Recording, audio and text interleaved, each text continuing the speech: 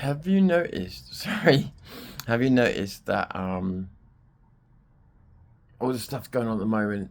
Oh, it's all kind of high intense, high octane for anybody who's watching, the drama unfold. I say the drama unfold, it really shouldn't be. So if you think about what's actually happened in the last week or two, we've had a political party come out in a completely legal way and throw its hat in the circle, right? But you'd think someone had been murdered the way people are carrying on, one way or the other.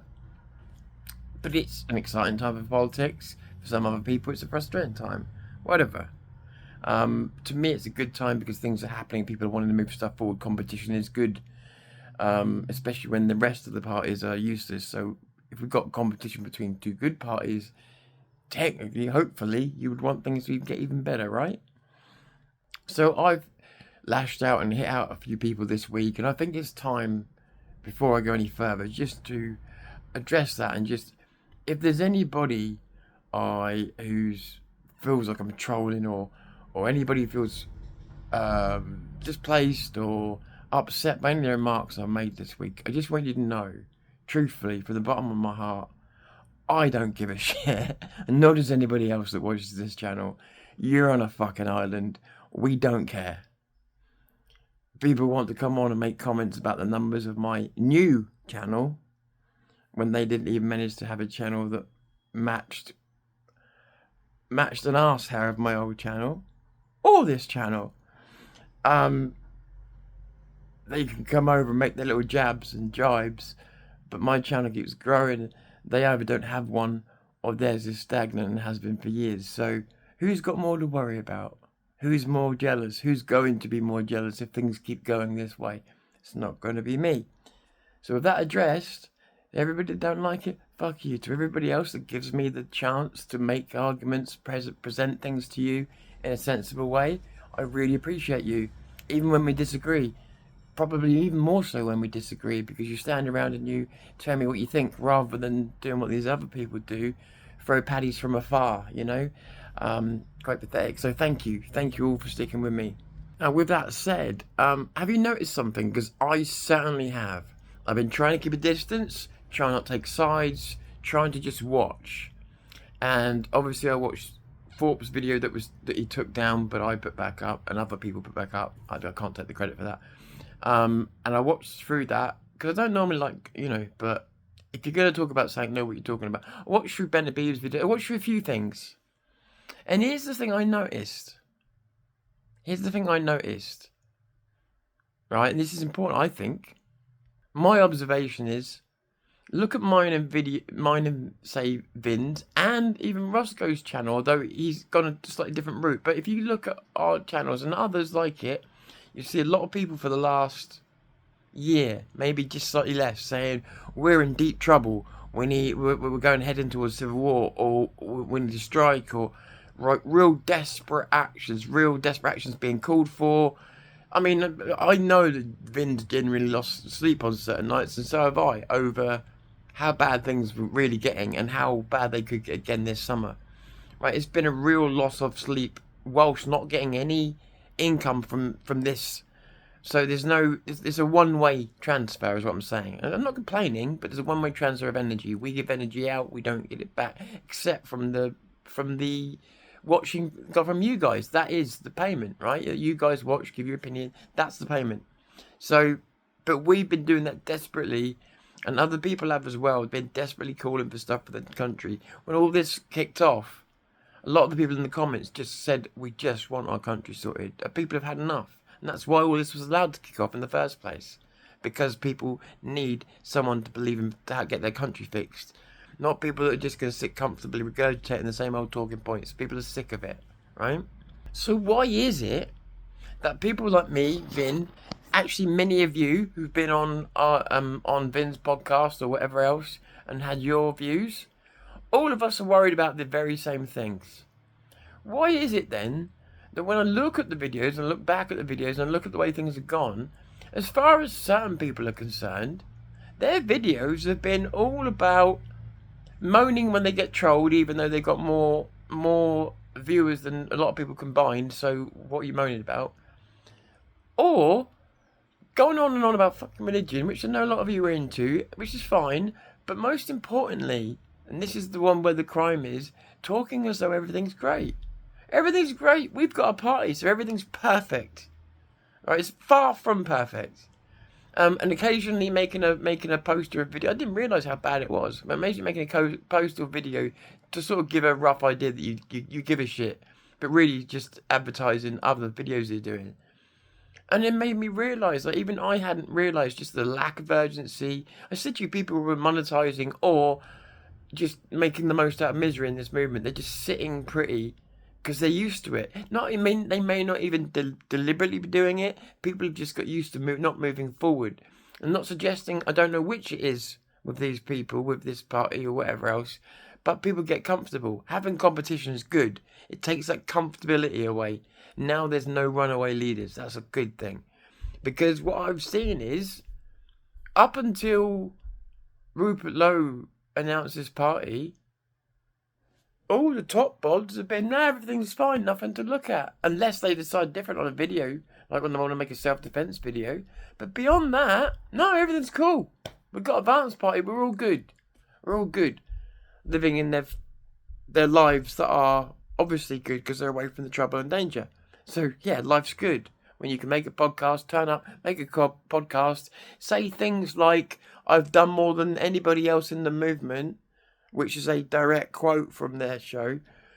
When you say things like that and you sit behind a desk as you say it, call other people keyboard warriors whilst you literally don't leave your keyboard and you drink so that you get more aggressive, people have had to watch that and listen to everything's cool because we're all in this club together, man. Let's come down to the college. Well, guess what? Now there's competition. People have had enough.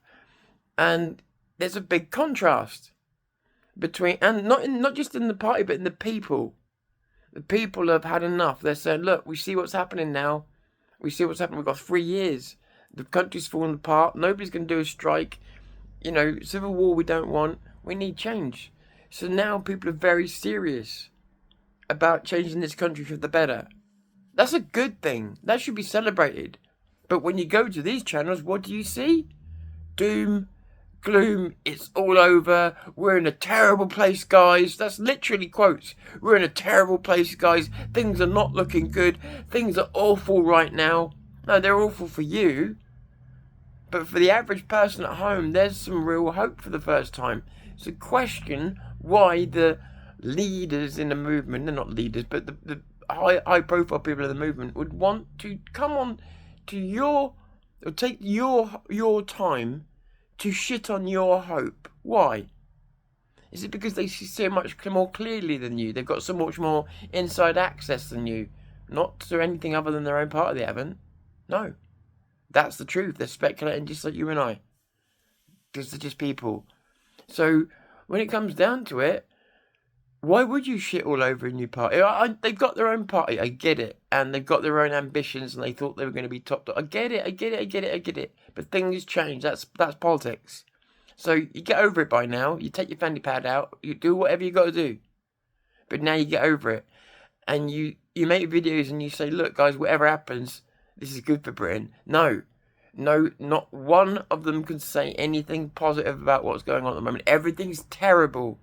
And when people were raped, when they were murdered, when they were God knows what else over the last 8 months, it was let's just do some hymns and I'm not being unfair on that because that is what the show was for. But more to the point, let's play everything down and keep doing nothing. And now you've got people coming along saying we want stuff done. Not just in politics, by the way, but activism. Like people all over the place. We've had enough. We need to fight for our country. Why aren't they backing it? Why aren't they backing it? Why aren't they backing you? Because at the end of the day, it doesn't matter about me. I'm just a guy with a big mouth.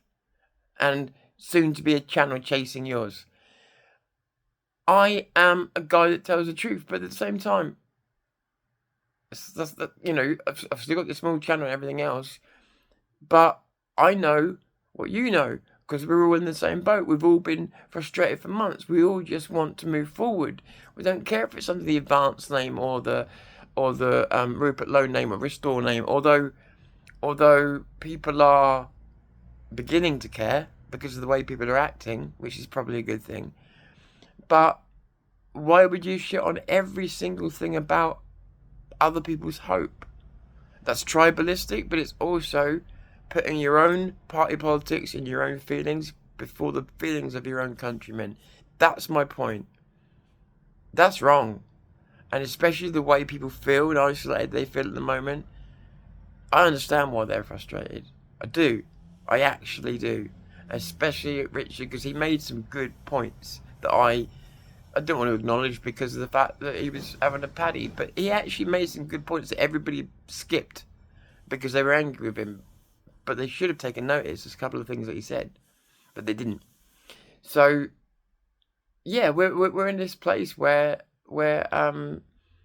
just understand that the people that are supposed to be leading you to a better place, at the moment are shitting on absolutely every positive move that's happening in this movement. Again, I know they've got their own party, they've got their own politics, I get that, but why would you shit on people's hope when the hope is very real?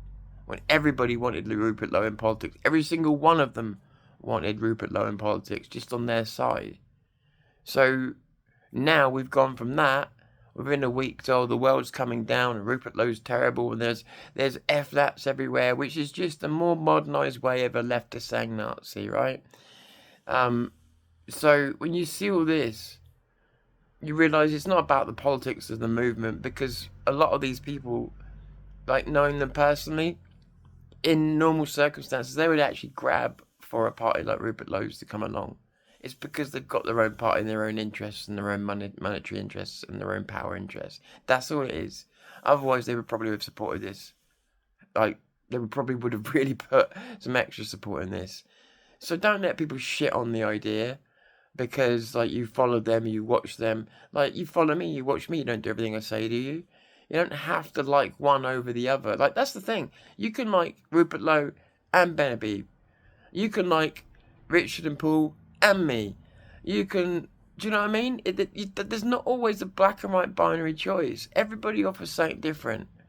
I'm sick of the tribalism. I don't give two tosses for it. So as I said, if there's anybody I've upset with my candid, not gonna bullshit you talk, do one. Because, and I say that confidently because I know that everybody else is here for a reason, and that's for me to talk truth. And as my confidence keeps rising, guys, the more truth I'm going to hit, because the consequences mean nothing to me. Because the consequences are we fail or we get the country working in a safe way. Those are the two choices. We're all a part of that, and I'm not put my morals down to make anybody more convenient, to make life more convenient for anybody. So, yeah, tough. You want to send people over from your channels and they know who they are, that's fine. But just remember, at the moment, my eyes are on the goal.